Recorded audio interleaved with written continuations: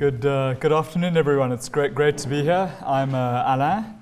I'll be taking the first half of this, and then James will come on for the second half of our presentation. So we're going to do a bit of a tag team. It's wonderful to be here with everyone. Tough act to follow after Cedric, and especially after John mentioned that substitute for complexity is relationship and relationality. So we can pretty much just pack up and go home, I think. No, so jokes aside, we've chosen this rather quirky title because it's often bandied around in passing amongst people. So we wanted to interrogate this a little bit. And I thought what I'd start with is just a reflection from the critically acclaimed film Tirailleur, or Rifleman, Father and Soldier, which is directed by Matthew Vadepier. It tracks the forced enlistment of a father and son from West Africa in the French campaign during the First World War. Watching it recently on board a flight, and with only intermediate French, technically, I activated English subtitles to assist me to understand. When the voice of the protagonist commenced, no subtitles came up. I thought that there was a bug in the system, and I kept on trying to fix it, and I was very disorientated, didn't know what was going on. I don't speak Fulani, so I was quite lost. Felt confused, disorientated in the opening scenes. In the absence of understanding the words that were being spoken, I was forced to rely on the visual information that was available, observing the interactions, the humans, the landscapes, the floral and the faunal context. The resultant chaos was intentional on the part of the director, and of course very, very smart, because it's great cinema simply because it corrals the viewer into empathizing with the enlisted father who cannot speak French. Much like my fumbling around to find the subtitles, he wanders around the encampment in France asking fellow African soldiers if anyone can speak his language, often to a frosty and mocking reception from fellow Africans. One can imagine his angst at being forced into a context that he cannot decipher, relying on translation via interpreters for his survival and that of his young sons, the latter being his priority. It's dramatically ironic, therefore, that the son, who's in the same infantry section but who can speak French, is promoted for valor in exactly the same contexts, while his heroic father is marginalized. The film encapsulates the esprit de corps of military solidarity as it explores the complexity of cultural pluralism in combat. Nobody escapes unscathed. This speaks directly to our topic today. Communicative misfires can increase tensions, exacerbate divisions that lead to non-cooperation, resentment, and escalation in conflict, violence, and even death. I've been able to witness war, not as a soldier, but as a humanitarian, deployed in emergency coordination with the UN in the Central African Republic and Syria during active conflicts there, and I've witnessed its impact and aftermath. For military matters, however, I will defer to James's operational experience as a professional soldier and officer in the British Army as we tag team on this. But first, let's set up the scene. So the changing nature of war and peace.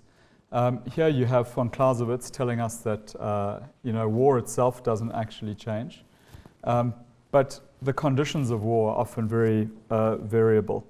Kim Hudson and Dan Denk note that from the earliest beginnings, violence and coercion have been features of the human condition. They continue to suggest that much of the new security thinking reflects a profound pessimism around the willingness of individual states to realize a comprehensive liberal security vision, coinciding with what Edward Luce describes as the retreat of Western liberalism as we advance towards the third decade of the third millennium. But we will return to this a bit later. Why is this relevant for our discussion today? Here you have the theory of the 4 world wars by Robert Scales. The First World War was known as the Chemists' War. The Second World War was known as the Physicists' War. The Cold War was the information theorists' war, and the fourth, the behavioral scientists' war. And Scales writes, World War IV will cause a shift in classical centres of gravity from the will of governments to the perceptions of populations. Victory will be defined more in terms of capturing the psychocultural rather than the geographical high ground. Understanding and empathy will be important weapons of war. Soldier conduct will be as important as skill at arms. Cultural awareness and the ability to build ties of trust will offer protection to our troops more effectively than body armor. In fact, Frey, Esterhazy, and Mandrup, writing on military culture, theory, practice, and African armed forces, suggest that despite military culture being critically important for effectiveness, it has been neglected due to three primary factors. One, the negative perceptions of armed forces. Two, dated literature. And three, writings that are largely external to Africa with little local input. However, they note there is a direct link between military culture and those factors which ensure success. So if we see different wars and shifting geopolitics, I'm not going to get into the details of this in the interest of time because I see that the clock is rapidly winding down. What about peace? As the nature of society changes, so the developments around peace studies reflect the thinking of the time. So the early foundations post-World War II and the groundwork laid by Kenneth Boulding and Elise Bjorn Hansen, and then of course Galtung, sometimes referred to as the grandfather of peace studies. Then a shift in the 70s and 80s influenced by non-proliferation, alternative dispute resolution, and protracted social conflicts. John Burton, the Harvard School, Adam Curley, Eloise Boulding, some of the major protagonists there. Forgive me if there's some names missing. And then in the 90s, the fall of the wall, democratization, and simultaneously genocide. So while we were celebrating liberation in South Africa, a massive slaughter was happening just further north of us in Rwanda. So interesting times. So if that was the 20th century, what are we up against in the 21st century, and what are the challenges? So there's much recognition that power relations, gender, culture, women's voices, race, ethnicity, and ecology have been really badly neglected. 9/11, the global war on terror, radicalization, both to the left and right. Social media, new communications technology, the fourth industrial revolution, and the uptick in interstate conflicts. We've seen this very recently with the all too frequent occurrence of coups, and then the failure of liberal peace building and retreat of liberal democracy. COVID-19, of course, its aftermath.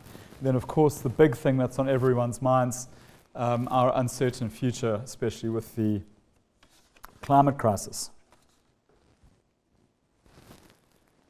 Not going to get into conflict transformation too much now, but just to say that within conflict resolution circles, there's been a move towards a much more transformative understanding, and the fact that problems do come back to haunt one, they do recur.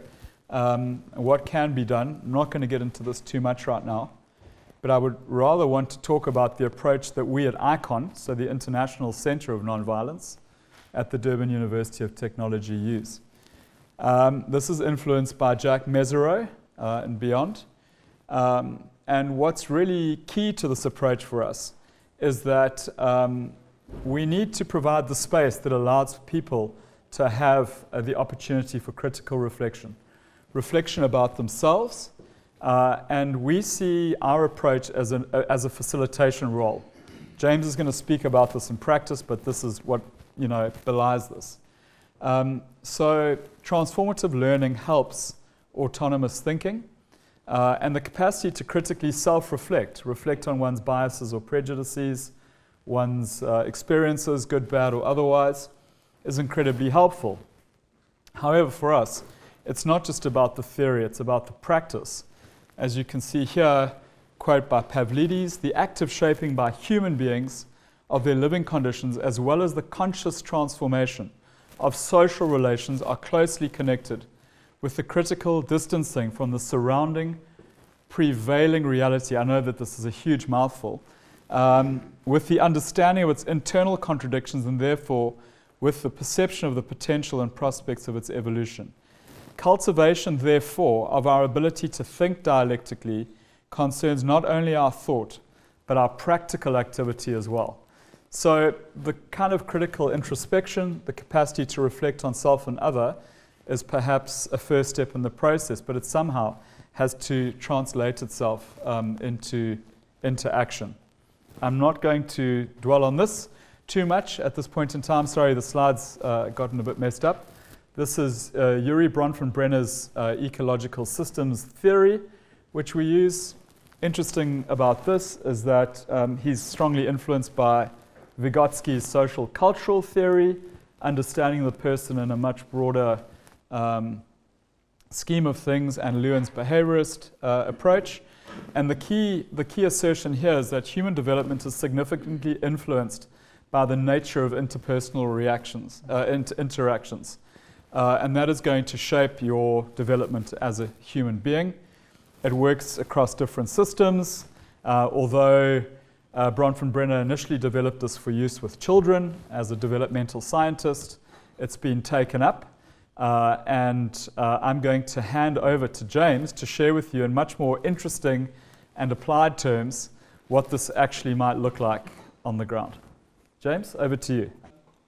So really the aim is to help the actual soldier on the ground and the officer and the teams that are sent out on these peacekeeping operations really to have that cultural understanding. And that is imperative. The problem is the vast majority of our troops don't get any form of cultural understanding training. We do deliver it at the moment, but when I say literally they'd get a day or two to understand the partner force, that is literally the amount of training they get.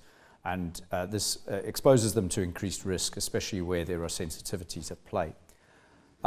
So as long as we can understand what the risks are, and that, in terms of those cultural perceptions and that communicative perceptions, then we can actually ward against these issues.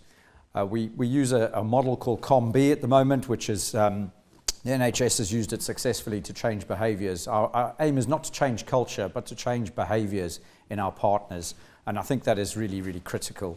I'll talk a bit later about COM-B, but effectively it has the partner force got the capability on both sides to work with each other. Are there opportunities that we can identify, like previous speakers stated? And then, are both partners motivated to work together? Because sometimes that's half the battle. And then hopefully over time you can change those behaviours. Critical to this is really preventing those cultural frictions. Frictions will exist, but a good relationship on a good day is great. A good relationship on a bad day is still good. And if you can prevent those frictions, then half the battle is over. What I would say is that one of our other issues is preventing the wrong type of peer from replacing the right type of organisation that is trying to maintain peace, or at least fight a good fight. And you'll see that currently with different sorts of mercenary organisations, corporates, and other near peers. This is really a good quote by General Stanley McChrystal, and effectively I'll paraphrase it. We can't understand the language that people are speaking to us, we don't understand the culture, and we don't understand the lenses that they're looking at us. And often this is a problem. And if we can't understand all of those, we won't understand the actors, we won't understand the audiences, we won't understand the adversaries, and worse still, we won't understand the enemies. So how can we actually fight, violent extremist organizations? And how can we help people like the marginalized youth, both men, women, boys, and girls? And this is critical. I mean, UN SCR 1325 was mentioned earlier on. We can't help those communities if we don't understand them. Alain talked about ecosystems. Critically, we need to teach partners about each other's ecosystems, and that's it in a nutshell. I have a different ecosystem to my partner. I grew up in a highly individualized, very, very competitive, inward-looking society, that has very narrow power distances. I'm allowed to make my own decisions. A lot of my partner forces can't make their own decisions. They grow up in very collectivized communities, and they come from completely different environments with different stresses that I might not understand. So it's critical that we understand each other's ecosystems. Often you'll find that with our partners in the Sahel, and this, it actually goes across the Middle East, North Africa, and a whole host of other conflicts, the key thing are that soldiers tend to come from extended families, not from immediate families. They have different patronages. They have different systems of making decisions. And they tend to see themselves in different ways. They communicate in the high context. The average British, American, Western European soldier tends to communicate in very low contexts, straight to the mission. They don't understand how to build relationships. And if anything is key in this whole mission for us, it's actually building the relationship first and then trying to affect the mission. And clearly you can see that with our own troops from NATO and from the EU, etc., we have to understand the sensitivities of our partners, because where we are quite happy to criticize each other in terms of negative feedback, our partners aren't happy with that. So we have to understand where collectively they might react badly to it, whereas individually British soldiers or American soldiers, etc., don't react too badly to negative criticism. How do we communicate with each other? Clearly, it's a high versus low context problem. The low context communicator tends to go straight to mission. They want to know, what is the mission? What is the task?